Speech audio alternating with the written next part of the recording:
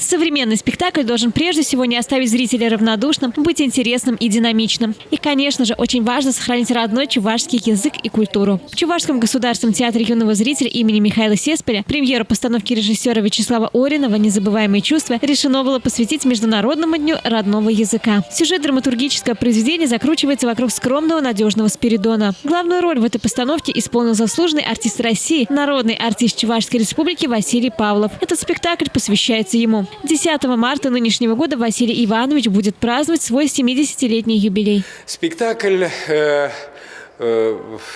по жанру комедия, и она написана давно, но Василий Иванович из многочисленных пьес именно выбрал вот эту пьесу, потому что дали ему возможность выбрать для своего юбилея. Он играет главную роль Спиридона. Этот Спиридон, прожив свою жизнь, лет ему 45 по возрасту, и все те, которые были в его жизни, безмерно благодарны ему за то, что он очень многое сделал для людей. Перелистываются альбомные листы с фотографиями прошлой жизни Спиридона. Затем неожиданно на семейный праздник одна за другой являются гости. Те, кого он никак не ожидал. Но в юности все они были влюблены в виновника нынешнего торжества.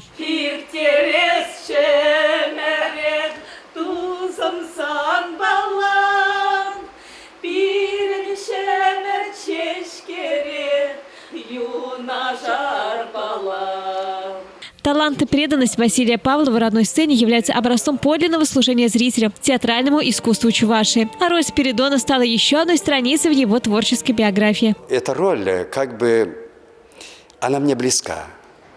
Жизнь этого человека, боль этого человека, состояние этого человека. Почему?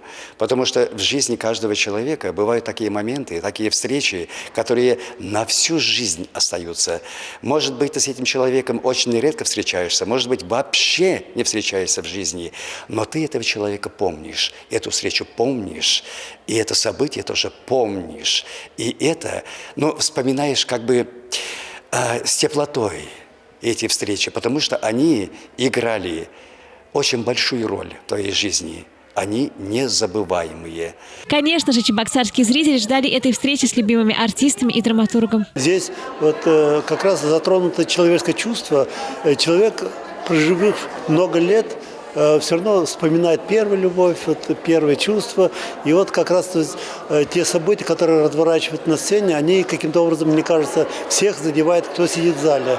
Спектакль получился веселым и легким, но самой желанной наградой для всех, кто работал над ним, будут, конечно же, искренние аплодисменты.